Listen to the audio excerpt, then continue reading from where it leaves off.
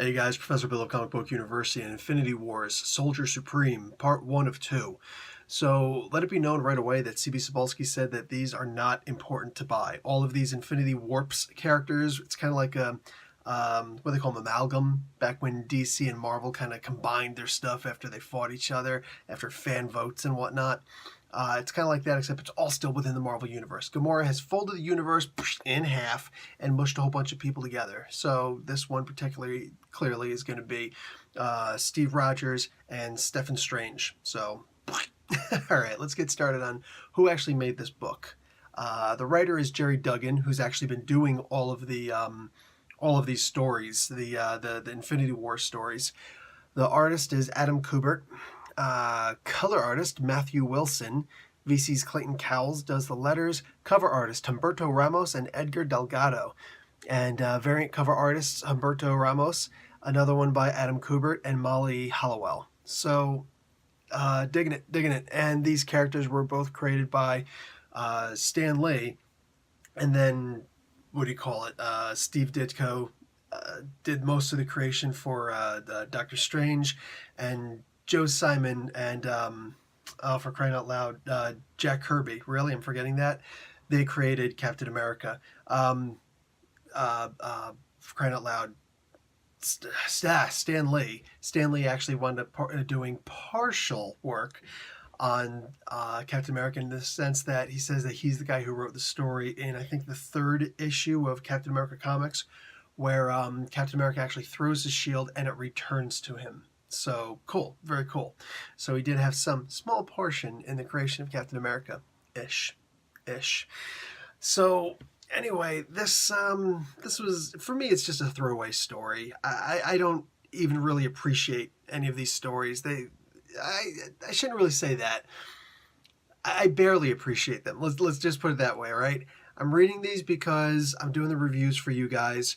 Make no mistake, this is one of the first sets of comics that I'm actually not doing for myself. I'm doing for you guys, all right? So, yes, there's a little story here, but we know it's going to be a short-lived thing.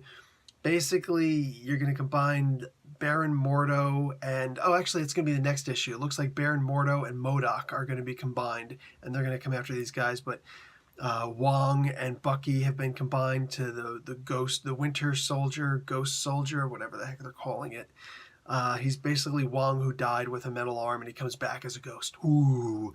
They're just, I don't know, they're getting a little bit creative, which is fine, and they're getting paid for their... Basically, this is fan fiction that they're getting paid for. Let's just keep it real, okay? That's what all of these are. I'm down with that, and God bless them. God bless them for getting paid, but yeah, it's with our money, man. So, I was really hoping for some amazing story. We know we're not going to really get it. It's a lot of humor. It's not as silly as they kind of indicated that it was going to be in part 3 of Infinity Wars. So go and check out my review for that. I said it looks like they're just making fun of all these characters. Well, what's the point? So it's not nearly that bad. But this is a lot more of Doctor Strange than it is Captain America. Because, yes, he makes his little shield that he does, but it's the Captain America symbol shield with a little bit of the Mandela on it.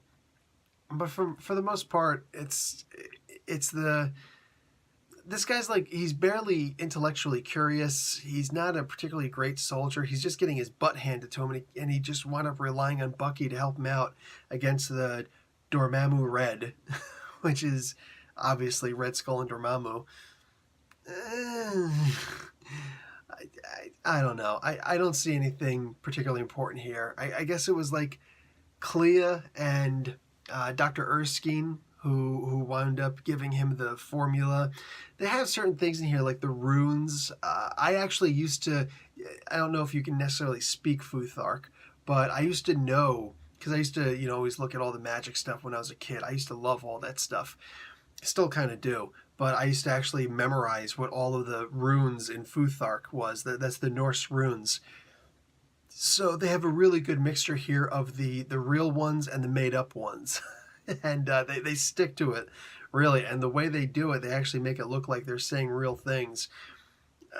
me having to actually look up the translations and whatnot, they're not really saying anything. Like the very first one they do, Hail something, you're thinking they're going to say Hail Hitler or something like that.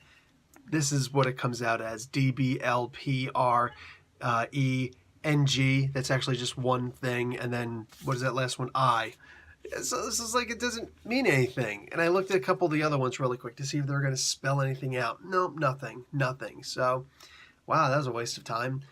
It would have been nice if there was at least a little Easter egg in there. It's like, oh, we're going to actually spell something out. You know, I mean, I remember walking into a magic shop when I was a kid, and I remember looking up and seeing they wrote something in Futhark up on top. And I'm like, oh, what is this? So I just sat there for a good like minute and a half just staring at it, and finally I was able to make it out. It said, if you shoplift, you will be prosecuted to the fullest extent of the afterlife. I'm like, damn, that was so worth it. That was so worth it, just sitting there trying to figure that out. How awesome was that? Now just imagine if you saw a sign like that in the background. Just like something silly like the shop when, the barber shop, that they went into way back in the day with the original Captain America stories. Or they could have made the antique store they did in the movie. Captain America, the First Avenger. They could have done anything in here, but they just didn't. It was exactly what I thought it was going to be. It was fan fiction, and it was kind of boring for all intents and purposes. He gets banished to the dark dimension. So imagine, this part was at least a really cool take. It's like they had one cool idea. All right, it's like, what if we combined Stephen Strange, which sounds like Steven, with what do you call it, Captain America? What if we combine those two? Don't the rest of us actually want to see more of Iron Man and Captain America combined? That's kind of what I'm thinking personally, but okay, whatever. So they combine them with, okay, fine. They did it with Stephen Strange. I get it. He has the shield.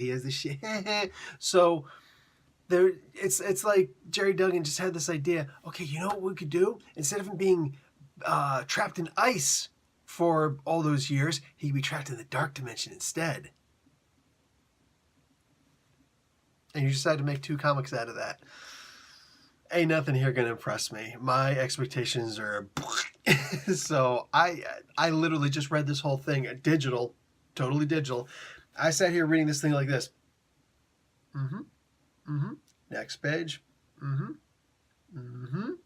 That was I think if you just look at it that way with a bit of not contemptuous humor, but almost, I think that they'll go over a little bit smoother, Anyway, guys, that's it. Professor Bill, Comic Book University. Class dismissed.